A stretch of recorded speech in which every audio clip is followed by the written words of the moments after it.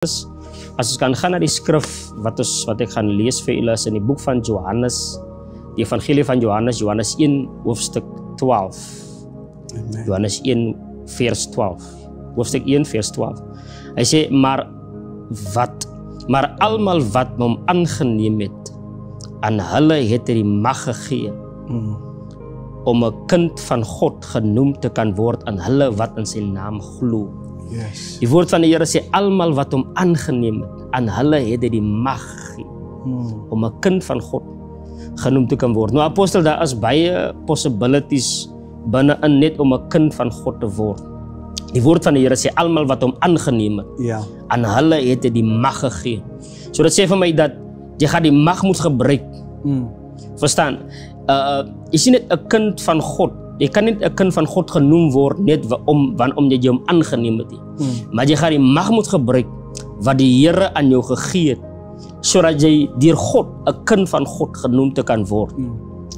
En dit is een van die possibilities, dit is een van die moontlikhede wat dit is om 'n kind van God te wees, wat ons vandag hiervan gebruik. Ja. Dit is een van die possibilities. Ons moet eendag praat van die possibilities wat dit is om 'n kind van om die Here aan te neem.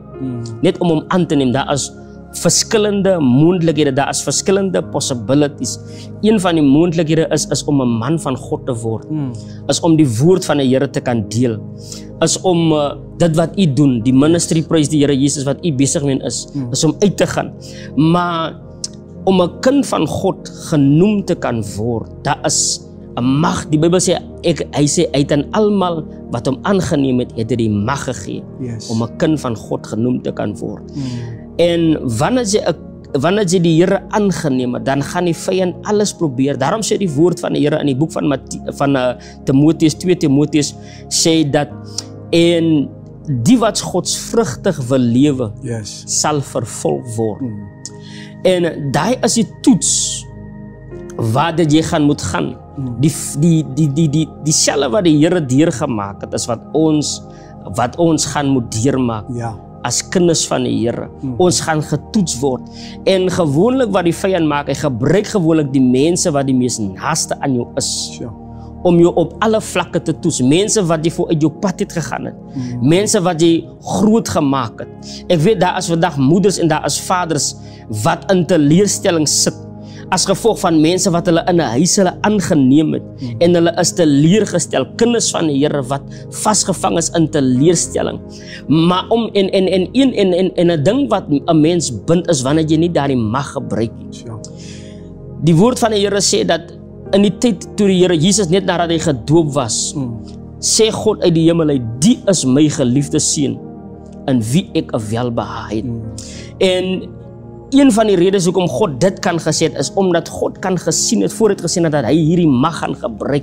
Never mind waar hy deurgaan. Daar's ewen 'n tyd in die tyd van in die tuin van Getsemane, waar die Here Jesus 'n gebed doen en hy vra vir die Vader, as dit u wil is, neem hierdie beker van my af weg. Hy sê nogtans nie my wil nie, maar laat u wil geskied.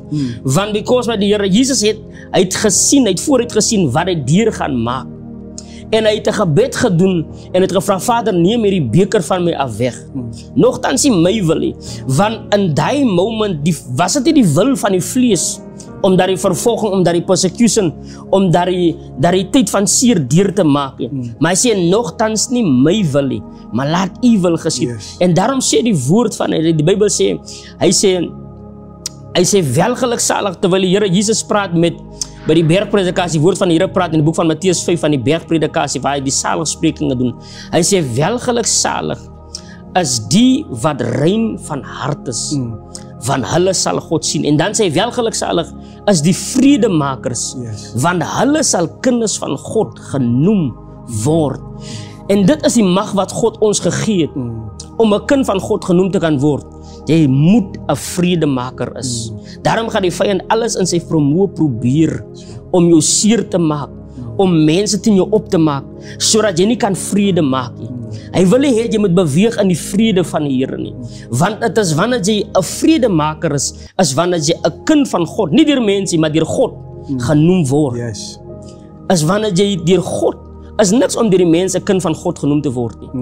Maar wanneer jy deur God 'n kind van God genoem word, maar jy gaan moet 'n vredemaker is. Daarom sê die woord van hy sê welgeluksalig is die wat rein van hart is. As onmoontlik om vrede te maak as jy nie rein van hart is nie.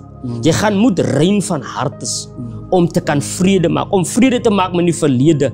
Never mind wat dit is wat jy deurgemaak het, wie jou seer gemaak het, wie jou teleurgestel het. Ek weet veral in die bediening is daar baie teleurstellings.